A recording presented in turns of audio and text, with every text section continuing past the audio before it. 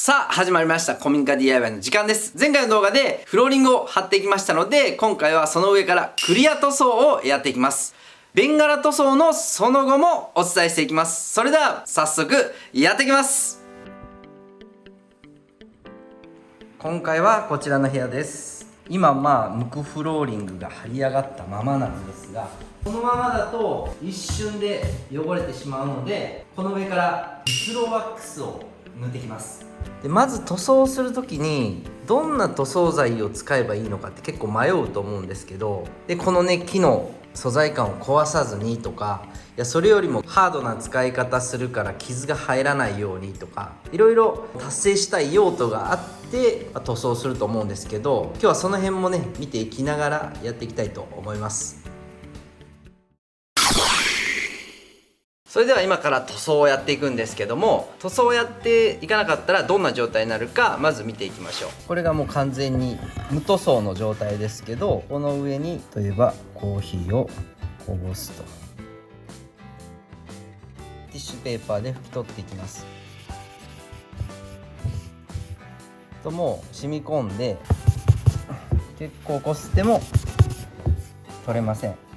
この無塗装の状態だとあっという間に汚れてしまうので、塗装をやっていきます。今回クリア塗装をやるんですけど、大きく分けて2種類。こちらがウレタン塗装と、こちらがオイルフィニッシュ。このウレタン塗装は表面をコートして保護していくタイプで、こっちは木の表面に浸透してコートはせずに保護していくタイプになってます。こちらは植物性由来のオイルになります。よく言うオイルフィニッシュって言います。ウレタン塗装はこういうハケで塗っていきます。こういう感じで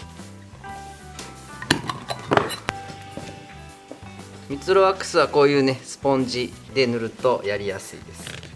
ちょっと取ってこすりつけていく感じです。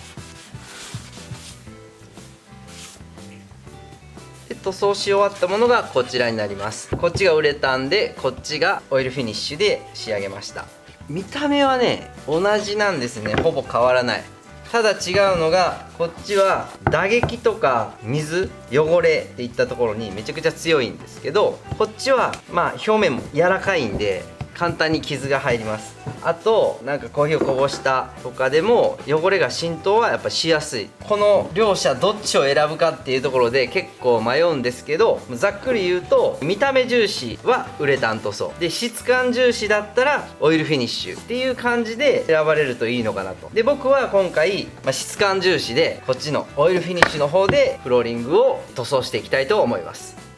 こちらも同様にコーヒーテストしていきます。やっぱコートしてるから水がすごい弾く。こっちもそうですね、同じく弾いてます。これで5分置いておきます。さあそれでは拭き取ってみましょう。すごいウレタン塗装も完璧ですね。こっちオイルフィニッシュ、こっちもわずかながらうっすらねちょっと跡が残ってますね。この差分かりますか？こっちはもう完全に何事もなかったような感じですね。この辺のこの撥水能力の差があります。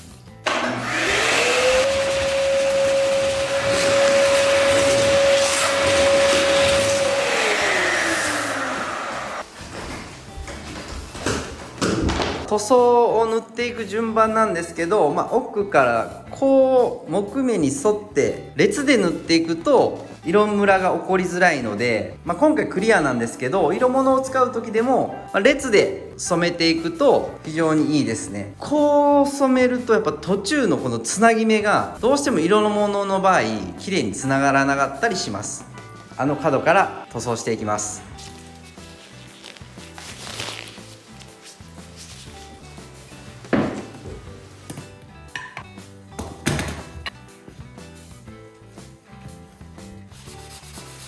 こういう風にちょっとなんかこうバターみたいな感じなんですよ。これをすくい取ってこすりつける。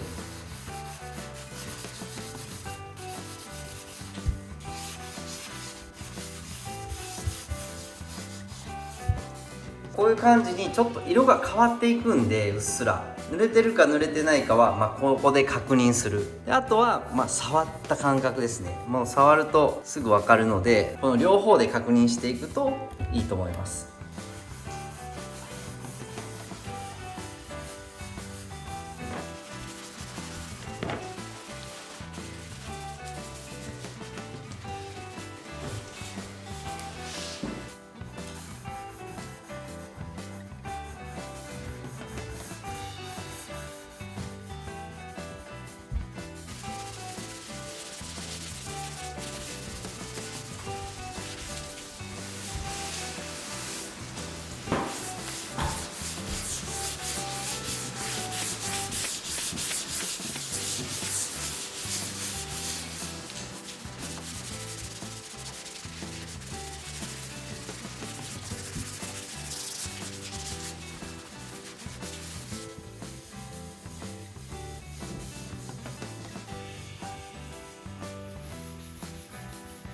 よいしょ。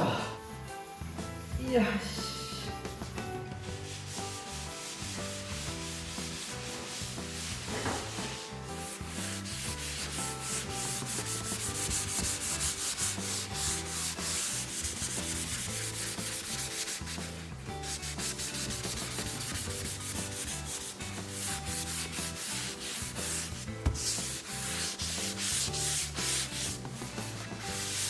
よいしょ、終わったー。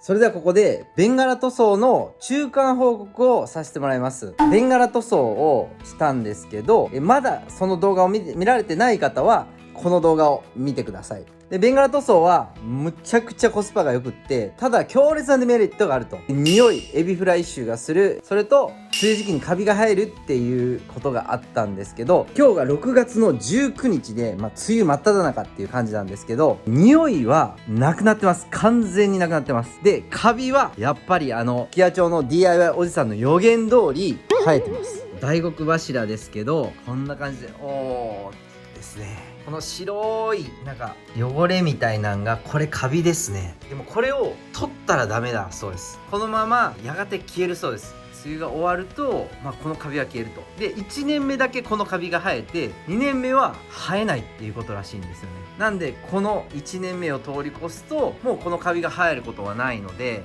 その通りになるか、またね次秋ぐらいに報告したいと思います。こっちもねこの辺のね差しがもいは生えてないんですけど、この辺ね、外なんですけどすごいですね、このカビの量。ここは特に塗りっぱなし、拭き取りをしてないので余計に出てますね。このカビたちが梅雨が明けてどうなっていくのかっていうのはね、かなり見ものですね。もう DIY おじさんの予言通りこのまま本当に綺麗になくなっていくのか、またこのまま残ってしまうのか。残ったらちょっと地獄ですけどね、それは秋ぐらいですかね、報告させてもらいたいと思います。